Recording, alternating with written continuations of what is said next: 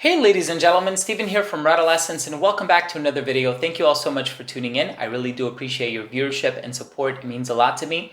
And in today's episode, we're going to be taking a quick but also a comprehensive look at 4 fragrances by the company The Gate Paris. All of these are from the Caravan collection, so make sure to stay tuned.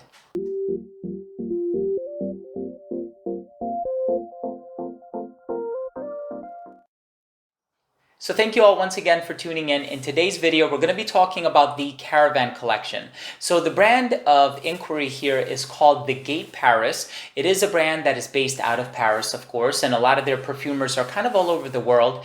And recently I had the opportunity to explore the brand a little bit further because this summer I took a trip to Marbella, Spain, and I had an amazing time at Niche Perfumes. I'm going to leave the e-commerce links down below. I'm not getting a kickback from it, but I just want you to check out how many fragrances they have in their catalog. It was quite amazing, and I got a chance to experience a lot of the Gate Paris fragrances. And I should mention that they have 2 collections. So the first collection is called the Love collection, and that one had some really nice sweet fragrances, some oriental fragrances. The first fragrance of the collection is called First Sight, and it's a mint based scent. I love the way that it smells. And then I also had an opportunity to try a fragrance that was released in 2018, part of the Caravan collection, that I just utterly fell in love with, and I ended up coming home with a bottle. So the Caravan collection is of course inspired by the silk route and the desert sands, and they have oriental and Middle Eastern motives, but there's also this occidental influence. So there's a little bit of the Eastern sentimentality and the Western sentimentality. So it's actually a nice fusion of the two, and I kind of enjoy their fragrances. I'm going to leave my favorite for last. So I want to start off talking about one called Under Oud. So Under Oud was a really interesting composition that had some oriental facets to it. It was an incensey fragrance in my opinion, and the thing about that one is it was kind of inspired by some of the more spicier elements, and I feel like that one, if there were a meter that kind of went from Occidental to Oriental, it would definitely lean more in the direction of Oriental. I feel as though the patchouli and the vanilla, and there was a combination of benzoin and olibanum, if I'm not mistaken, a little incensey as well. That was definitely one of the more mysterious fragrances. So if there's somebody who's interested in getting into that brand and they have the opportunity to try that one, I would definitely recommend that for somebody who's a little bit more into like the darker, more mysterious fragrances. And so Under Oud, I really appreciated, and I enjoyed the way that it smelled, and it didn't have some of the more sensual elements that Desert Caravan has, like the rose, which I'm going to get into in a little bit more detail. But the first one was actually quite nice, and I thoroughly did enjoy it. So let's go ahead and talk about Desert Caravan a little bit, because I was a little surprised by that fragrance. I was kind of expecting it to be a bit more spicy, and I guess Caravan, you think of the caravans that would carry the spices and the resins and all of these other raw materials to be used along the Silk Route and the trade route. And the only spice in there to name is nutmeg. Now, nutmeg is, of course, a really nice spice, especially as it's used in a lot of fragrances. Believe it or not, nutmeg is used in a lot of fragrances to give them a bright, fresh, and oceanic feel. That's certainly not the case with this one. You are going to get some of that patchouli in there, which I quite enjoy.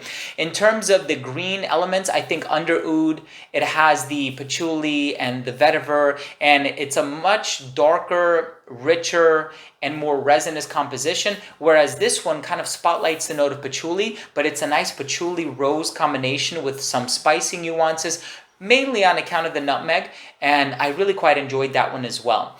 Now, my second favorite from this collection is a fragrance called Pure Oud Diction. So Oud Diction is a portmanteau, which means a combination of 2 or more words, of course, and it's kind of a play on words. So oud and addiction, Oud Diction. And so that one has a dried hemp note, so it actually smells like marijuana.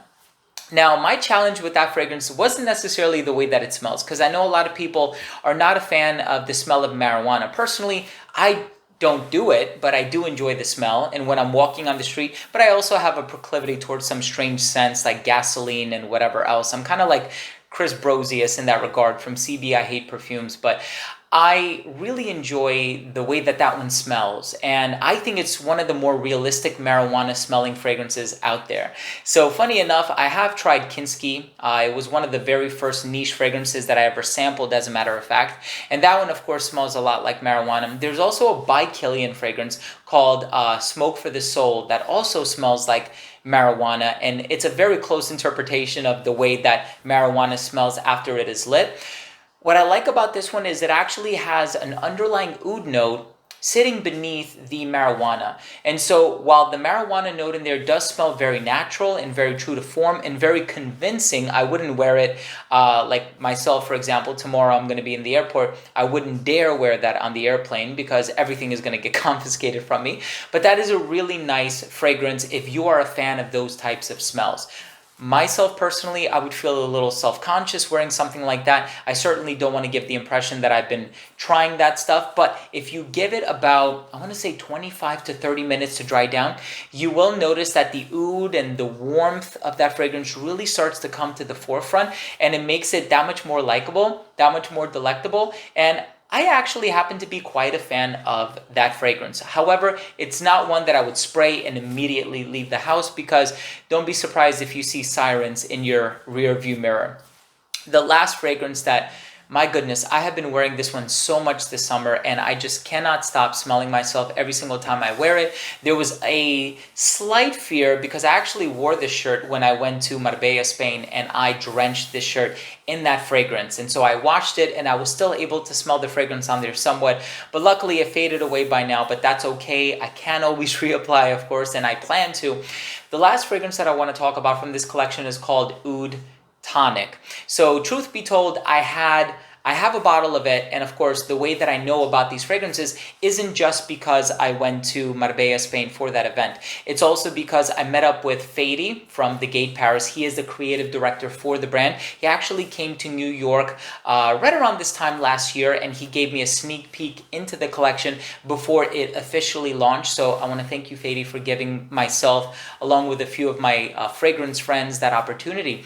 And I actually got to wearing Oud Tonic a lot this summer because it's a gin and tonic sort of a fragrance with like 3 or 4 different citrus ingredients, but it also adds the note of oud to the mix.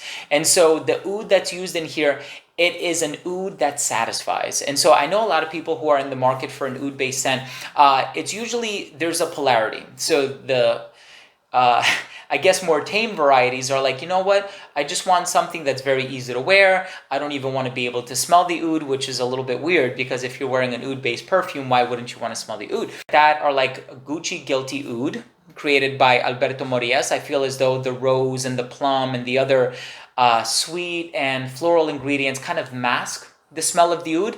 And then of course you can get into like some Riche L'Adore stuff where the oud has been macerating for 20 years and there are 3 different varieties of oud, and it can get to be quite crazy in a good way, of course, and I love those fragrances. Oud Luwak is one of my favorites, but in the case of this fragrance, it gives you a very satisfying and rich smelling oud fragrance, but it also adds this dollop of freshness in the opening that I just love. It is so satisfying. I love wearing this fragrance. For an oud-based fragrance, it has such a nice, friendly, bright, genial, cordial demeanor about it that I find it to be a really well done, not just oud scent, but citrus scent. I think that if they substituted the oud with like guaiac wood or cedar wood or any other variety of wood, sandalwood even, it would retain that pleasant nature just as much, but they've included oud, and so it's kind of like a double whammy. It's like a win-win situation. And so I love it for its freshness. I love it for its full-bodied, charismatic personality. If you do have an opportunity to try Oud Tonic, I would recommend that you do so, and I would actually do a giveaway of it, but unfortunately I had an official sample pack of the Caravan collection, and I recently mailed that out to a winner. And so I know I had a message that I received from actually one of the giveaway winners. His YouTube name is Dig My Funk. And so I'm glad you enjoyed it. Thank you so much for emailing me, letting me know that you received your package. I hope you continue to wear them in good health. And I think if I remember correctly, he also disclosed that it's hard for him to sample a lot of niche fragrances. And so I'm really happy to have that opportunity to open up not just the eyes, but also the nose of a lot of my subscribers to these hard to find and often elusive fragrances. So there you have it, ladies and gentlemen. Thank you so much for tuning in. That was my I tried to keep it quick, but that was a comprehensive look at 4 fragrances by the Gate Paris, and all of these happen to be from the Caravan collection. So these are inspired by the Middle East, of course, and the Silk Route, and I hope you have an opportunity to check them out. Thanks again for tuning in. I love you all. If you are new to this channel and you took something of value from this video, please subscribe and support the channel. It would mean so much for me. I love you guys. I'll see you next time. Bye.